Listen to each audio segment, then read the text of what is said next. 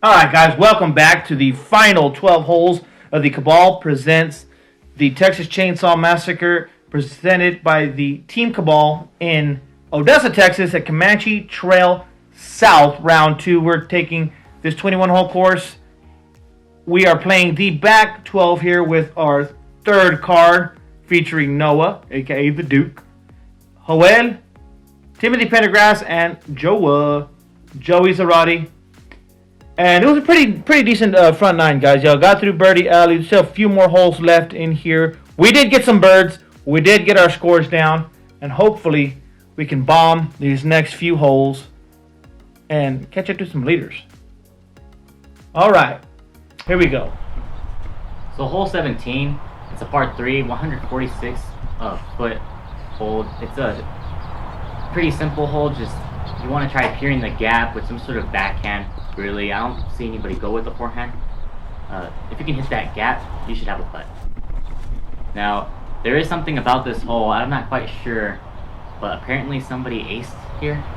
Yep, that's actually true. Back when I first started, I aced this hole. I don't even know how. I went to the luckiest gap in the world with a EMAC Truth and cashed it in, and that is the only ace I've ever had. And Timothy going with the forehand that Elijah has never seen, and I've never seen. I can't believe that worked. Timothy looks like he is putting for birdie. Hole 17 came in as the second easiest hole on the day. I mean, averaging 2.36, a whopping 0.64 under par. If you're playing APO, if you're playing this tournament, you got to just do just like that. Put it under the bucket and get you your bird. Boy with a good shot. Just have a putt. And then Joey here, following in the footsteps of her brother. Cleaning off that tee pad. I was thinking the same thing. Just pulls it just a little bit to the right. Hits that overhanging branch and just kind of puts her down in the middle of the fairway. Actually, on the edge of the fairway. And here she is with the patent pending. And I'm going to let you guys know that I dumb-thumbed it here. I don't know what I did. But I did not get the putts in, so I'm just putting the scores up right now. Everybody birdies, but Joey, she gets her par. I don't know what happened. Alright, so hole 18 is about 263. I mean, really just a forehand hyzer or a backhand turnover, but I think the most common play is going to be a forehand with the hyzer. Try to get pretty far right. Yeah, you put it up in the air, and it should get you down to the basket. You've got a wind that's pretty helpful, I would say, blowing left to right. So when you throw it out there on hyzer, it should help drag you over to the basket. Unless you put too much anhyzer on it, it can beat it down and just drag you left and won't give you a shot.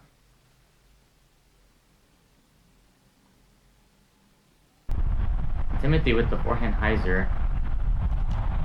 It holds pretty straight. Yeah, he put a lot of torque on it, and it just came out on anhyzer. He was trying to go, it just kind of stuck to his finger, and he released it really late on anhyzer, and it just went left and never came back.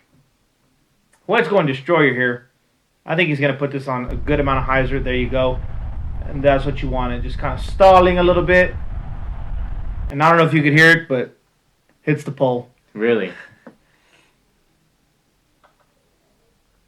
This is a more technical shot here, I think. Mm-hmm. Yes.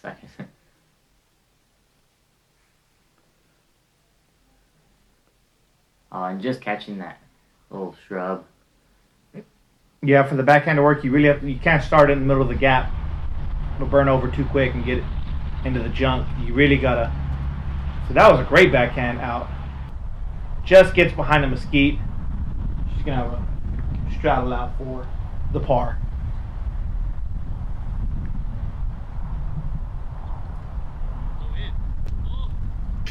And of course, Timothy, forehand up shot. Putting it right under the bucket. Snap, snap, snap. Oh, a good bit from Joey. Just You couldn't short, see. low. There was a branch that was hanging out, and it actually hit that little branch of the mesquite, and it slammed her down. Oh, really? Yeah, it was right on line. It hit that little hanging, flimsy branch, and it just slammed her disc down. It was crazy. And Joey, you need a putter or a mini in order to put this in the bucket.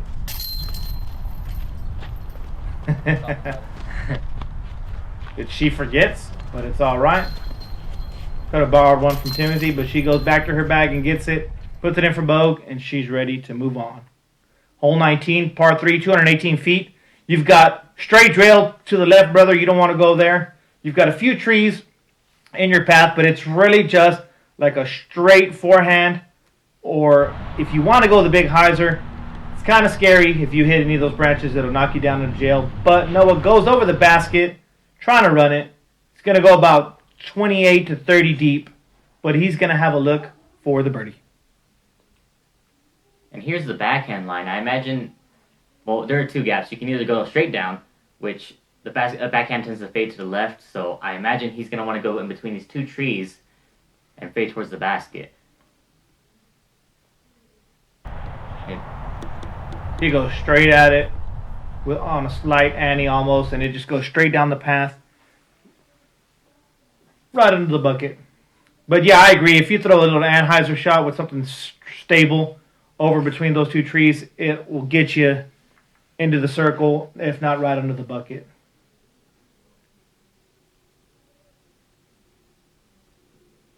Timothy hits that tree. If he was only about 50 feet closer, he probably would have put it in the bucket.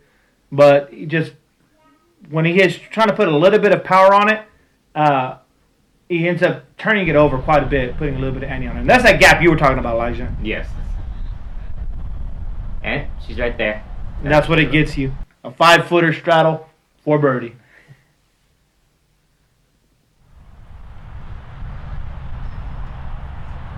Looks like Timothy's going to jump putt this one.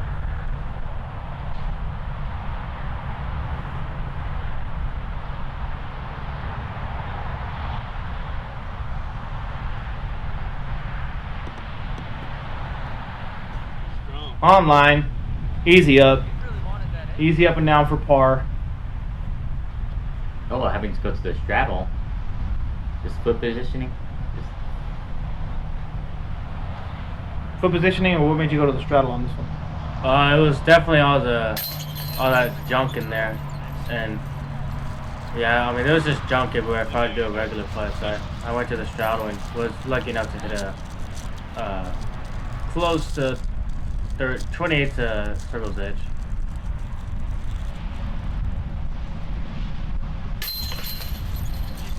Another birdie for Boyd. I don't think that was too much of a lucky shot. I think that was a great putt, Noah. And another birdie from Joey. Yeah, that was a great bird. Great shot, great putt. Yeah, sorry, I just all around. on the star frame. Timothy apologizing for ruining the star frame. But it's all right. We're going to move on to hole 20. Hole 20, par 3, 299 feet. This one, it's I imagine forehands all around except for maybe Joey. There is OB long, and to the left, there's a path back there. And that's pretty much it. All you need to worry about. Noah going long of the basket. Yeah, it looked like that wind held it up, too, on the flare skip. But yeah, if you go backhand, you're skipping pretty much towards the OB. If you're going forehand, you're skipping away from the OB, unless you're going straight at it, which I think Joel's going to do with this. Looks like a sexton. Yeah, I think it was a Sexton Firebird.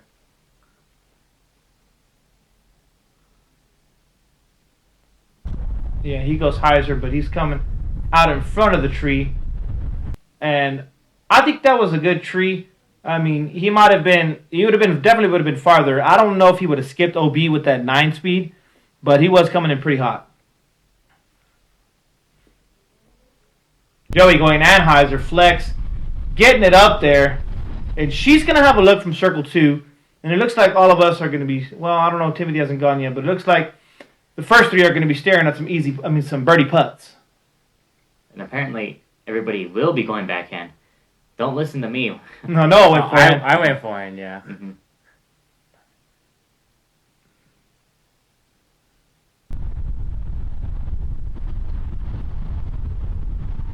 Yeah, the wind was blowing right to left, and so it was going to bring those forehands, those backhands in front of the tree. I thought forehand was the play, but I don't think the card was feeling it. Joey with a low ceiling bid, just a little low, couldn't get it high enough. Those branches were in her way, but it's still a great bid. She's going to be putting in an easy par.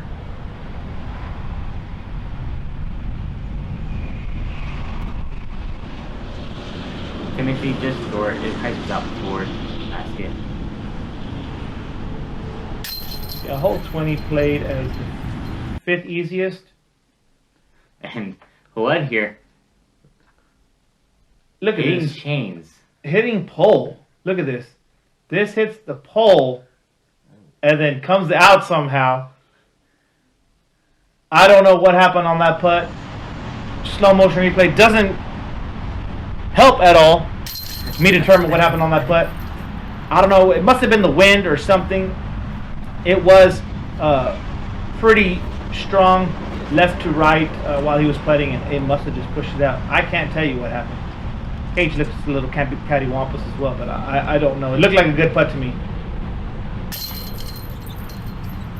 Timothy puts it in. Who knows? Maybe it's time to replace the baskets. Yeah. I don't know, man. Who knows? But this is really the only one I think that was a bad spit out. That was wild. Alright, so hole 21 to par 4, 565 feet. So we were facing a right to left headwind. And usually when it's a right to left, pretty much the common play is a hyzer, pretty much where the OB is on the sidewalk. Yeah, no reason to try to go for it. You know, you guys on the card probably can get it within circle 2 to circle 1. But there's no reason to try to risk all that. Joel just goes big hyzer, wide hyzer, over the trees, probably close to 400 feet on straight hyzer. That was a mad at the basket mash. But it gets them in great position to get an easy up and down, especially in this wind.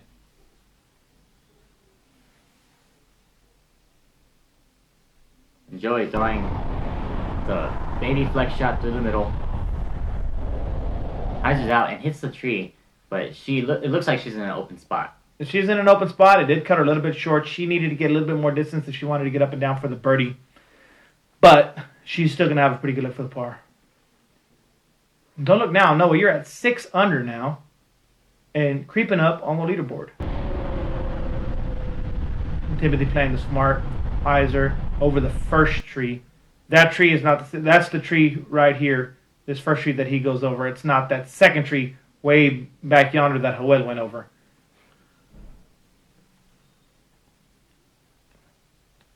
And what would you say the wind was on this hole? Like which direction it was blowing? I would say like a headwind right to left. Yeah, the wind swirled out here a lot. It could change on you from tee to tee and from shot to shot. Your tee shot and your up shot might have a different wind. It was pretty swirly out here today. You see Joel walking up to his disc.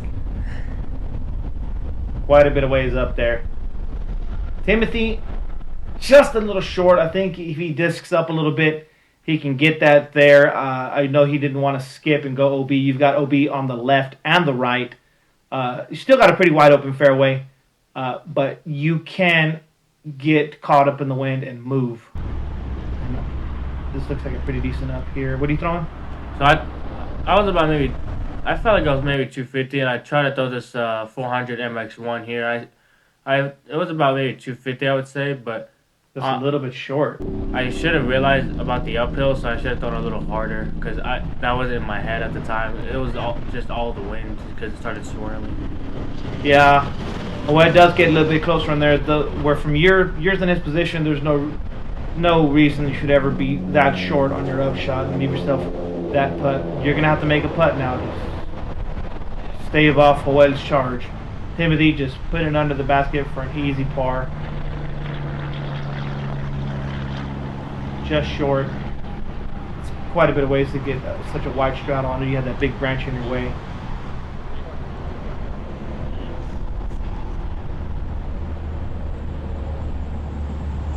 Joel for bird.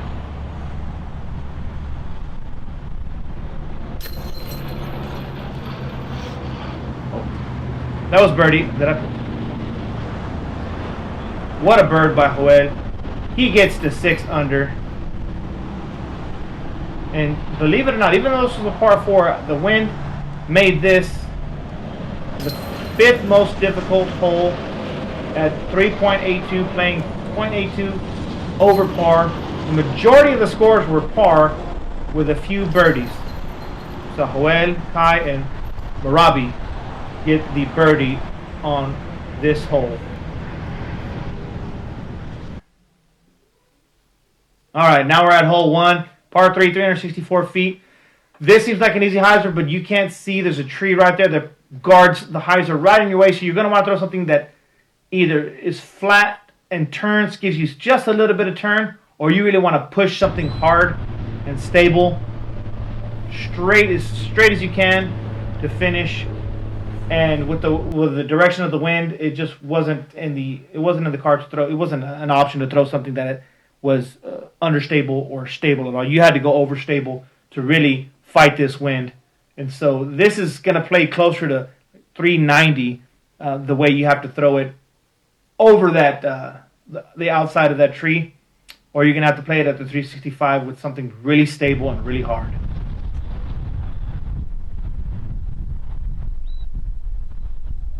And that gets you close to pin high, but it's just something that would just went straight. I know you didn't have your stable force. That's in the water over in San Angelo. You were throwing that rive, which I don't think is a stable. Well, that one's a really beat in though. It was pretty stable at first. Yeah, it just kept going straight. It didn't fade at all, and so it left you, I would say, a circle 2 look pin high. Timothy hits something, kicks left, and he's going to be stuck playing for par.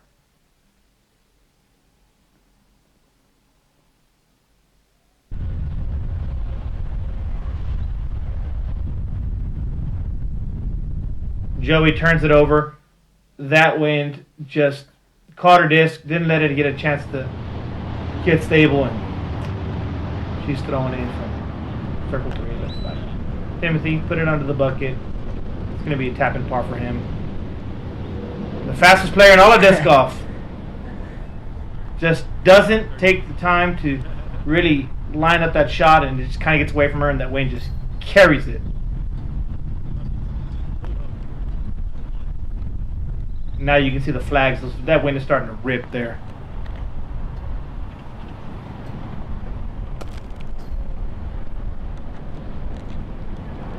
Everyone close to the basket.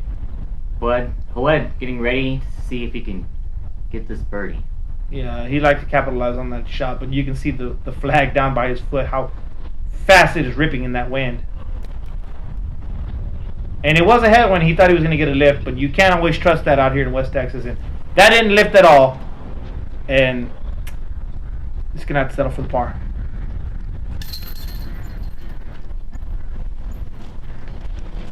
Timothy with the cleanup. I thought that head wasn't lift anymore. It's ripping. Noah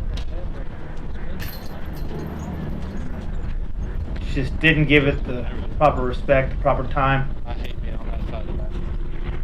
I don't know what happened there, but that really should have been a par. That's going to bring you down to 5 under. Yeah, I mean, I think, honestly, I didn't take too much time though either. I definitely should have taken the time, but I just said, well, you'll birdie hole 2, maybe 3, and I was thinking just birdie 3 and that's making it up. Yeah, 3 definitely is going to be a bonus birdie, but... All right, well, hole 2, 190 feet, par 3. This hole has 3 trees that are really in your way. If you can throw a backhand flex shot, dodging that front big tree and just going to the right of it, you should have a great look for birdie. And Joel just lets it hyzer out. It hyzers out pretty early, has a big skip, but it's around circle. That's circle 1. Oh, I didn't realize hole 1 was the hardest hole on the course for that day. Wow. That's honestly a little surprising. But it is definitely a hard hole, especially when it gets open, because it was even windier because there was basically no trees on hole 1, so the wind's going to be swirly and just blowing like crazy. Yeah, Timothy, he looks like he gets inside the circle, maybe circle's edge. And those guys are throwing pretty stable. Looks like they got pretty good skips. What are you going with here? I'm throwing a 400 glow PA1. I thought, okay, just throw it just like Hoy, but just try to throw it a little more right, just in case it skips kind of like that, yeah. And that'll be close for a circle 1 putt for birdie. Joey, looks like she's going stable here. I don't know what that is. Just comes out a little bit early. Hits that tree. Now she's playing for par.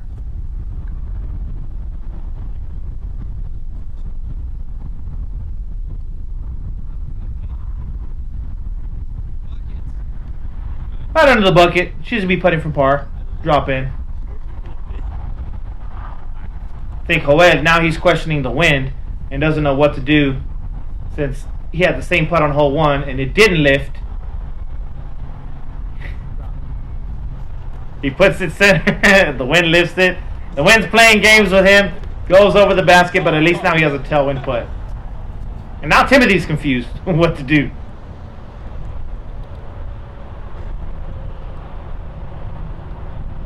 Wind's died down just a little bit. It's got a slight little, still windy, but it's not ripping, so he's got a chance to put this in. And look good. Just a little bit off to the right.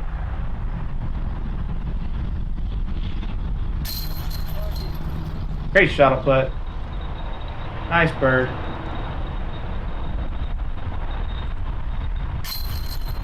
And a good comeback putt for Hoy. Yeah, you make the comebackers. It's all right to try to run those like that in the headwind.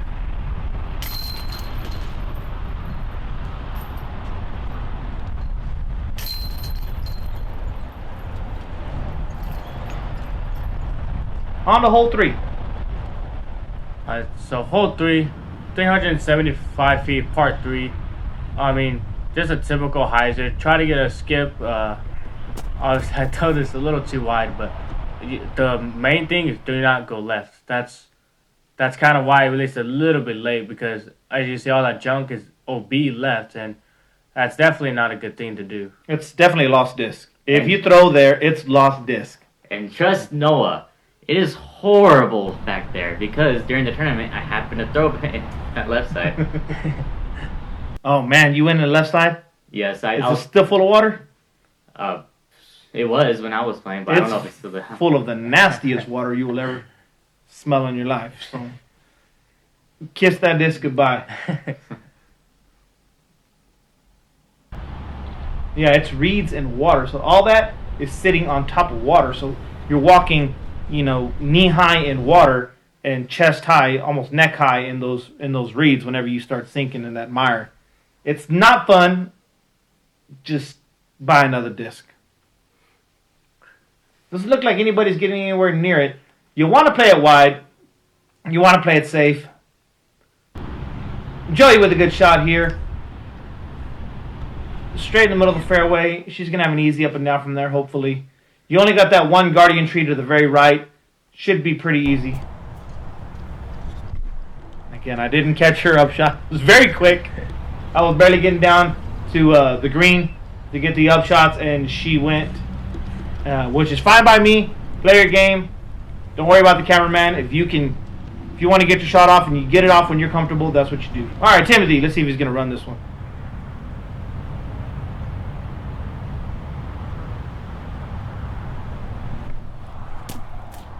He gives it a bid.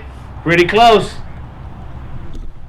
That little branch there kind of blocked him from getting to the bucket, but I thought it was a pretty decent bid. All right, now, Joel.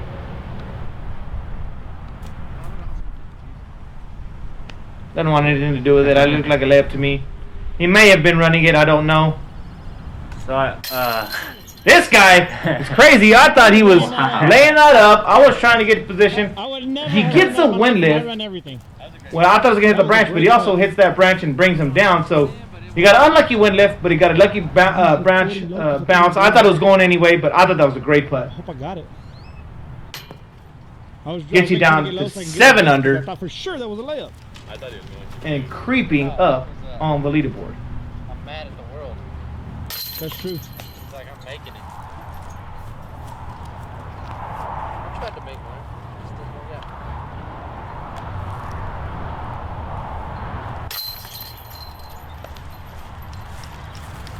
out. Got some par cleanups here. I think Joey's putting for Bogue.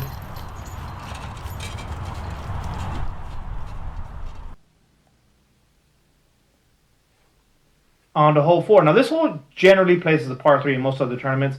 It is 470 feet. It is a par 4 today, and it is a very difficult, almost impossible par 3. So I don't mind the change to par 4.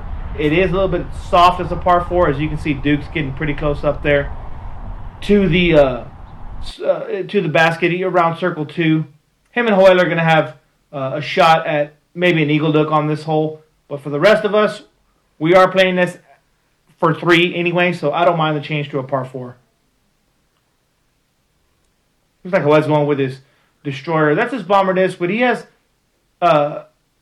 gets just a little bit too low, and just does not give it a chance to really fly.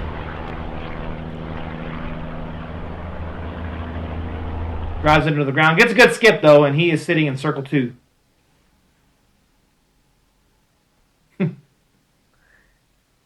I lost audio, but I wonder what Timothy was trying to tell him. No, I think it's for me personally, I think it's a good change. That's just because I personally like birdies. I don't know about y'all, but I do. I want to see the day where it's just a stop people for somebody, because it's definitely. I mean, like Bo was saying, you and Hood, y'all can get that. Yeah, but it even plays farther than 470, honestly, because you're going wide hyzer to get around everything. You really got to have 500 foot of power to get it even in the circle. And so I don't see it really being maybe a Pro Tour level par 3, but it's really MPO. I think it's a par 4. It's a soft par 4, but it's maybe needs to be pushed back a little bit. Tee pad or basket.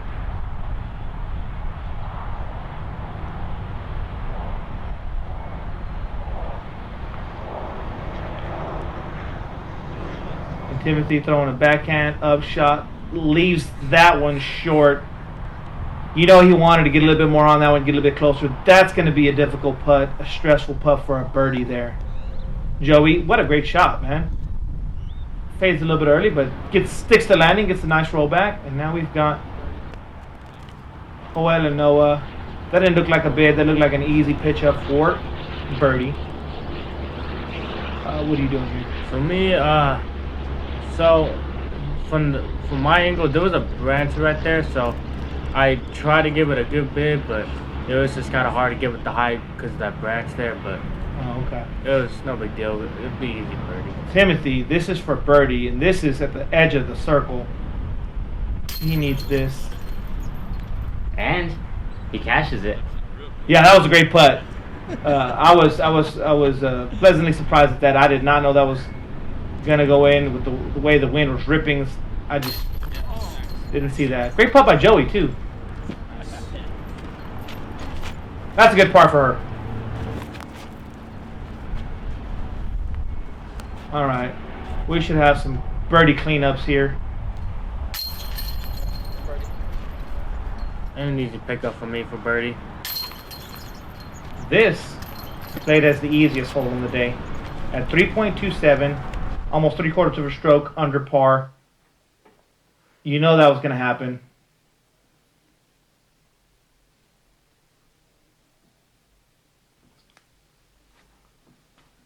Alright, so hole 5, it's a 313 for par 3. You can go hyzer backhand, you can go forehand if you got the power, or if you would like to go straight at it. But I think the common play right now will be a backhand hyzer because it's very windy, and for me, I don't got the strongest forehand, so I can't just throw it like that if it's windy, so I decided to go backhand hyzer.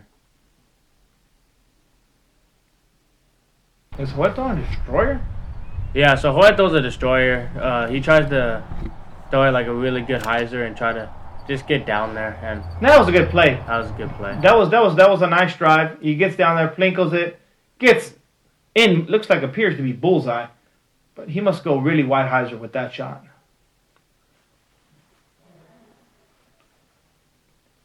Timothy going with the backhand as well. Oh, that looks sawed off.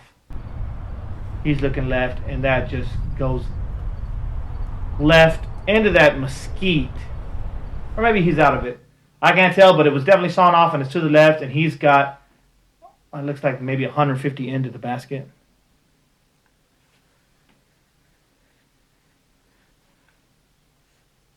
All 5 played in the middle at about a quarter stroke under par, 2.73. Plenty of birdies on the day. Plenty of pars. Here we go. We got Timothy trying to get up to the basket.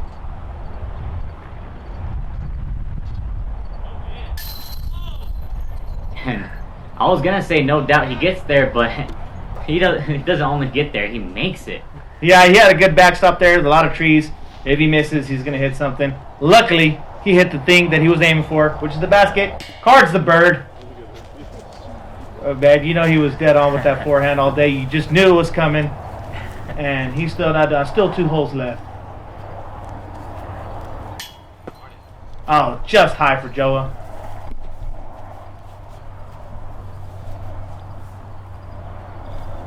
Boy, picking up his birdie here.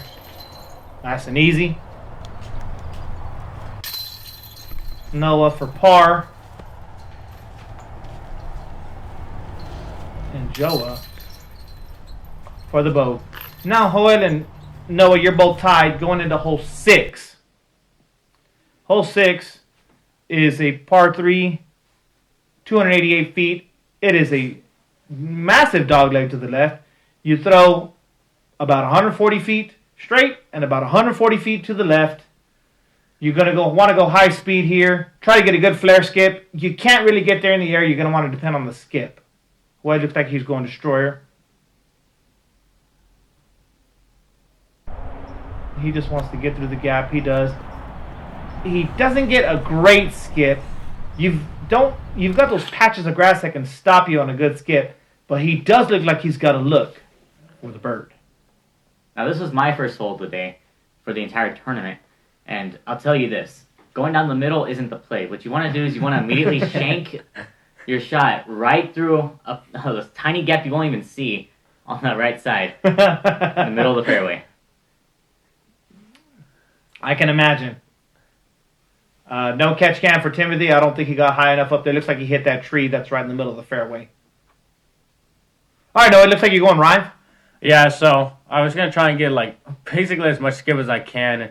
When I saw it, I was like, I think it might be almost too left. Like I didn't throw it far enough to go straight, and then turns out it went way out there. Yeah, I was trying to get to a better position, so I'm moving around with the camera there. However, it does hit that branch, and from my angle, it looked like if it misses that branch, that could go in the bucket. Fortunately, it leaves you with a straddle putt of about 20, 25 feet.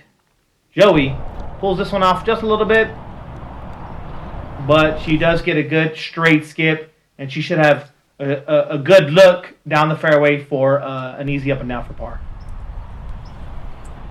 Timothy going forehand. Let's see if he can throw this one in.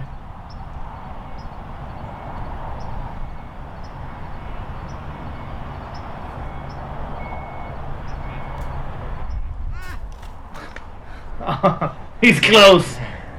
Every hole should be a 150-foot flex forehand for Timothy. He's probably going 36 under.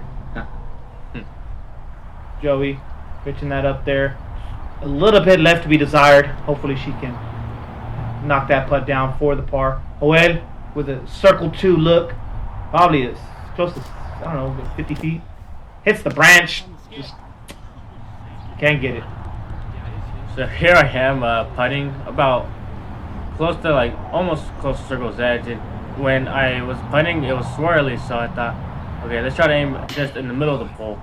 And it kind of got a little bit of a drop, but I should have honestly known to maybe the trees would I block had it a catch cam little over there bit. and the thing was blocking Yeah. the tree. So I was moving and the disc was coming in. I'm talking about Good video. something I don't know. Probably about Timothy's forehand again. Joey just left. Doesn't catch. Catch left on Heiser. I know, man. Just- It was close. A little bit to the left, a little bit too high. Close, but no cigar. Just pretend every shot is a 100-foot flex forehand and you're acing everything.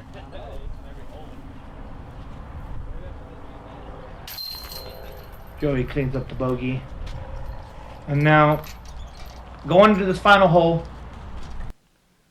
you and Joel pretty close to cash. Now this hole, Hole 7, par 3, 382 feet. For these people, stock hyzer. but if your name is Cam Netherland, it's a thumber and and an ace. insane shot. I don't know how it's possible, but thumber ace. Thumber ace on this hole, which is clearly a backhand hyzer. But hey, shout out to Cam. Great shot, great ace. Pretty early throughout the round, I believe. Too. Yeah, it was pretty crazy. Elijah, even for you, I gotta imagine this is a backhand shot. It is. I just there are some holes that I've been surprised people are throwing forehand on, but this is definitely a backhand hole. Yeah, this plate is the second hardest hole, and you can imagine why. It is 382 foot wide hyzer. You gotta have, if you're gonna play it right, close to 400 feet of power. And here's Noah showing how he's related to both Thaddeus and Joey. Turning off that sand. But at least I don't take too long. And I did release this a little bit early. A little bit early release. I was kind of shocked that you and Joel were not well within circle one on this shot. It seems like a stock shot for you guys. I don't know what the wind was doing, or if y'all didn't trust the wind, because they both kept it low, and it looked like you were intentionally keeping it low to keep it out of the wind. But I didn't. I wasn't shocked that you guys didn't get it there all the way. I mean, y'all were circle one's edge, but I expected y'all to be even longer this hole. Joey with a nice shot. She's going to have a nice look for an easy up and down. She's going backhand. And yeah. Right there under the bucket. Finish her round off with a par. Good show, Joey. Let's see if he makes this. He was half running it. It was kind of wide open, and he didn't really want to risk it. He's already sitting at 5 under, and we're not sure how close he is to making cash. While checking the wind, we did check scores this time. We know that if you or him hit this putt, y'all would make cash.